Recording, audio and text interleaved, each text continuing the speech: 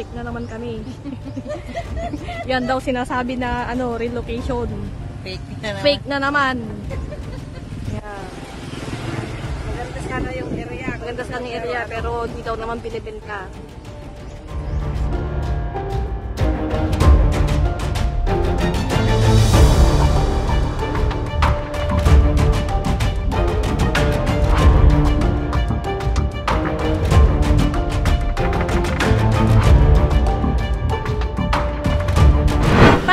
Na-discover na merong binibentang lupa?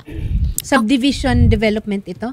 Yan. Sa case ko naman po, ma'am, nakita ko yun, na-post po yun sa Facebook. Okay. So, aking pong PDM or message yung ahente, then nag-reply naman po sila and tinripping nila kami doon sa area. So, nagpunta talaga kayo doon. Nung nagpunta kayo doon sa lugar na yon, ano ang nakita ninyo? Isang plain na lot po. Ano ang katibayan niya na itong lupang na may karapatan siya magbenta ng mga lupang ito? Anong pinakita niya sa inyo? Yung sa agent ko po, ma'am, is pinakita niya yung titulo ng lupa. Sinabi niya na may muhon na, pwede nang patayuan ng bahay. Yung titulo ng lupa na pinakita niya, kanino nakapangalan? Nakapangalan po doon sa lot owner po. Kasi ang ginagawa ng seller is pre-selling po yun. Okay. So, binibenta niya yung lupa at binabayaran kay lot owner. Pero ang nangyari kasi, hindi niya nababayaran on time. So yung contract na po forfeit. Na forfeit. So kumbaga na-rescind yung kontrata. So napawalang bisa. Opo. Dahil hindi pala nababayaran. Yes po. Ito bang lawak ng lupa na ito, iisa lang ang may-ari? Hindi po, iba-iba po siyang lot owner. Iba-ibang Pero lot owner. isang seller po. Pero iisa lang ang seller. At ang seller na ito ay ang MVQ Engineering and Surveying Consultancy Real Estate Corporation. At ang kanyang representative ay si Maridith Lokyao. Tama ba? Yes Lahat po, yes kayo po. si Maridith ang kausap nyo? Yes po. Yes po. Galing naman. Meron pang iba? Si Maridith lang talaga. Maridith ang kausap. Magkakakilala ba kayo? Hindi po. Si Maridith Lokyao ay may opisina? Yes po. Yes po. Okay, doon sa... Ordaneta and Mangaldan po. Okay. Doon nakapunta kayo sa opisina niya? Yes po. Doon po kami nagbabayad, Doon ma'am. kami nagpa-follow up ng aming refund. Yun bang bayad ninyo in cash? Some Yes of us po. in cash and yung ako yung sa akin po, GCash po. GCash? Yes. Okay. Ini-issuehan kayo ng resibo or acknowledgement receipt? Yes po. Tapos kayo rin, meron ring contract to sell or contract to buy or Deed of sale. Bayad na kayo? Yes. Sus Mariosep. Magkano ang nabayad ikaw, Myla?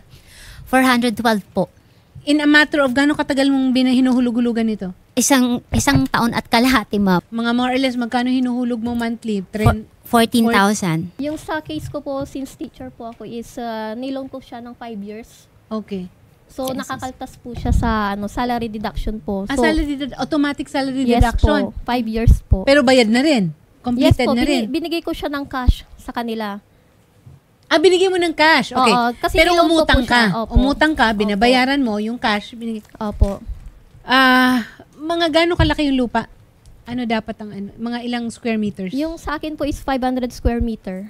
Sa iyo? Sa akin naman po 200 square meter. 200. So mas malaki yung amount mo na binayad. Yes, mga almost 1 million. 500,000 po. 500,000 for... Kasi 1,000 per square meter po yung pinambigay sa akin. Sa Ano sa'yo? akin, parang 2,000 po. per Depende square po sa, meter? sa Depende location. kung Sa nasaan. location, Okay, location. depende kung nasaan. Kailan nyo huling nakausap si Maridith? Ma'am, ako po nung December 4. Anong sabi niya? So, pinuntahan po ako dun sa place na pinag-stayhan ko. Then, nakiusap siya sa akin. Binigyan niya ako ng letter na kung saan yung pera na iriripan sa akin is installment. Isusoli niya sa'yo? Yes po, within 6 months hanggang May 2025. Okay. Na may 20% interest. Nako. So, parang inaakit niya ako Naloko doon na. sa interest. Oo. Pero ako, hindi ako pumayag. Oo. Sabi ko, cash kong binigay, cash kong makukuha yan sa'yo. Mm-mm. So, doon na po nag-end yung convo namin. Okay. Yung pag-uusap namin. Kayo, sino pa ang nakausap nyo rin si Maridith? Ako, ma'am, Oo. yung lupa ko po, Dito po. Sige. hindi ko pa po nakausap kahit minsan si Ma'am Meredith Lokyao. Ang nakakausap ko lang po si Carl. Siya lang po. Si Car. Sino naman Yes si Car? po. Yung Admin. Okay. lagi pong nandun sa opisina na yun. Tapos ma'am, cash din po yun na kinuha ko yung lupa na yun. 210 po, 200 square meter. Diyos ko, parang ang laki-laki na ng perang nakuha nitong... Ano, Wait, ma'am. oo. Yung kasama ko po ng isang... Yung... Kung si Maridet din ang pinagbayaran mo. Ako po 1,050,000 po. Oh, yun. Sino naman ang kausap mo? Si Ruina Caban po. Mga ano ito, mga admin, mga staff ito.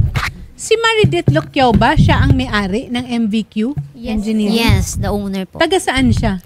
San Fabian, San Fabian. Pangasinan. Attorney Raimundo Foronda, magandang hapon po sa inyo. Magandang hapon po. Nakabili sila ng lupa galing dito kay Maridith Locquiao sa MVQ Engineering and Surveying Consultancy and Real Estate Company. But upon full payment, expected na nila na magkakaroon na ng deed of absolute sale and magkakaroon na ng transfer of title, ay wala pong maibibigay na titulo itong MVQ Engineering. So, una po sa lahat, gusto po namin sana malaman, ito kayang MVQ Engineering ay may license to sell. Kaya lang, ang resibo po nila, wala. Ang nakalagay lang is SRVMQU VQ Realty, Ordaneta Branch, telephone number, tsaka DTI permit. Ay, wala ito. Hindi sa DTI ang dapat na permit. Hindi naman sila nagbebenta ng cellphone. O kung ano. Ano naman ang sa'yo? Dito nga, resibo na may tatak. Yung para bang pagka nasa kindergarten ka, tapos maganda ang, yung tatatakan ka dito. Star. Pero ito, bahay, ang tatak. Diyos ko, ang laki ng nabayad mo, 340,000, no? Bali 1,080,000. Pero in fairness, ang papel niya may watermark. Dito ka nahulog, dahil maganda colored Colored kasi, tsaka may parang ganyan ba? Oo. Legit kunwari Sus Maria Josep. Unang-una, iba-iba po ang resibo. Merong Attorney Marian S. Andaya, pangalan lang niya. Merong SRMVQ Realty. Merong MVQ SRV. So, rumble ito. Even the receipts, sir, iba-iba. Attorney Foronda, so in cases like this, ano po ba ang magiging katibayan para mapakita na may authority to sell ang isang kumpanya? Yun, unang-una, titingnan muna talaga kung subdivision project yan. Okay. Kasi kung subdivision project yan, under yan ang jurisdiction ng DSUD. Okay. Nasa regulatory power namin siya. Yes. So, assuming nasa subdivision yan, subdivision project, so i-verify talaga yan kung merong development permit, mayroong certificate of registration and license to sale. Yun. Kasi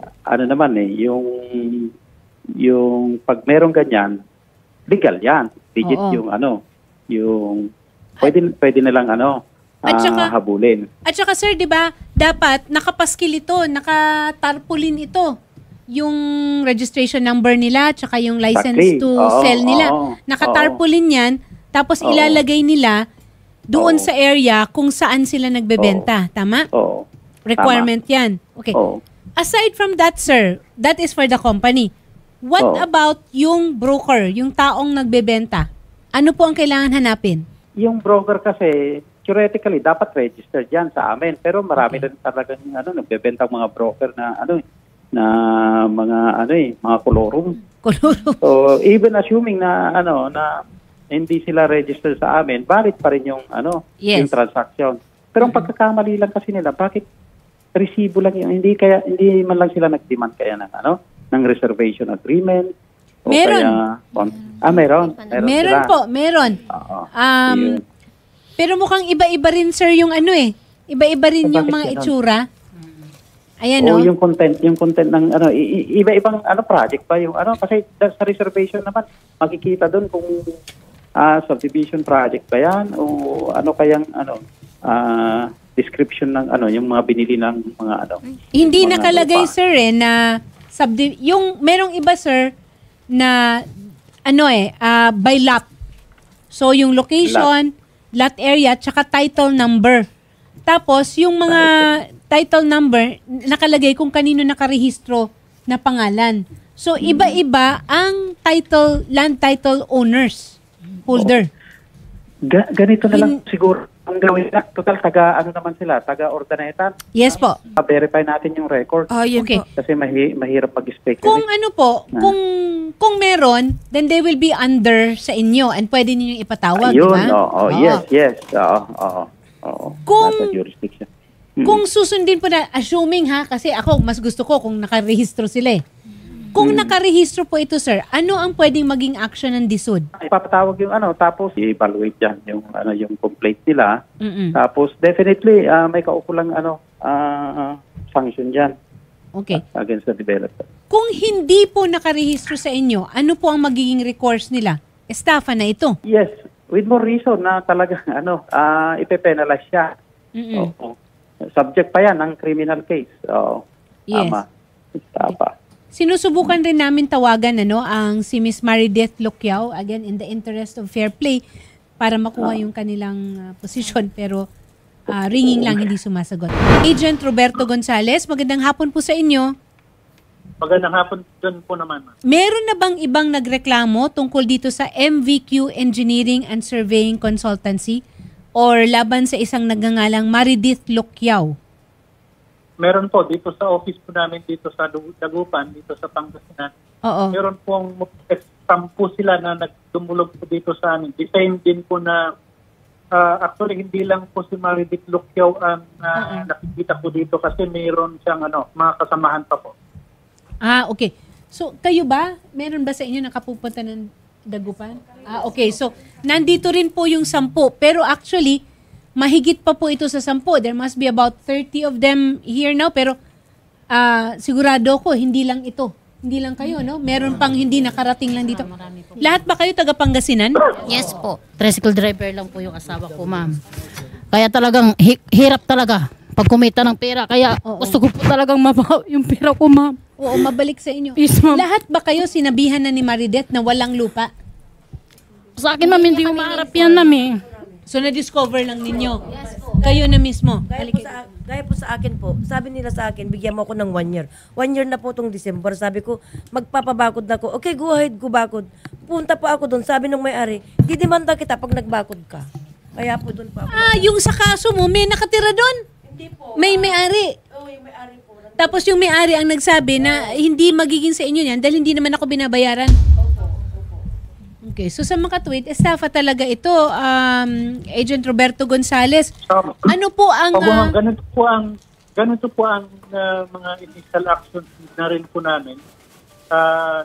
Mayroong mga na-prepare na po ako mga documents po dito. Ang una pong ginawa ko dito, hinanap po namin yung totoong may-ari ng lupa. Okay. Dahil iba-iba po, ang dami nilang binibenta na yes, iba-iba lupa, nga. Ngayon, may mga nakuhanan na po ako ng statement dito, affidavit, yung mga totoong may-ari, na dinideclare nila dito na wala silang pahintulot na ibenta ng kahit sino yung lupa nila. So doon ko po ia-angkor ang complaint ng mga yan. Okay. Kasi illegal na yan. So doon pa lang, sa mga original na may-ari, wala talagang bentahan na dapat mangyari dahil hindi naman binibenta. Tama po ba ako, sir? Yes, opo ma'am. So ang representation ni Marideth, binibenta at siya ay broker. Actually, yes, ma'am. Nagpanggap sila, grupo po sila yan. At ang una, yung mga complainant po na yan, karamihan po sa kanila na nalaman, napag-alaman nila through sa mga post nila yan. Kaya ang tinitingnan ko pong violation dito is syndicated estafa in relation sa cybercrime natin kasi nagamit ang nag-post sila, doon nila nalaman, nakipag-transact sila una sa mga nagbebenta online and then saka nila pinuntahan yung office nila sa Ordoneta City. Doon nila nakita yung pagtutulungan ng mga magkakasama po. Mayroong si Marideth Lucquiao, tinatawag nilang boss Sam. Okay. Yung mayroong mga pangalan pa dito na kahit hindi ko nababanggitin pero may mga secretary sila, may kahera sila, may mga parang organized po ito, ma'am. Oo. So it's ang una. So scam. Talagang scam ito. Yes. Kayo, alam ninyo na hindi nakapangalan kay Marideth, 'di ba, yung lupa? Yes, yes po. Hindi ba kayo nagtanong kung meron ba siyang tinatawag na special power of attorney? Meron po siyang pinakita sa akin, Ah, ma'am, kaya meron. naniwala ako, no?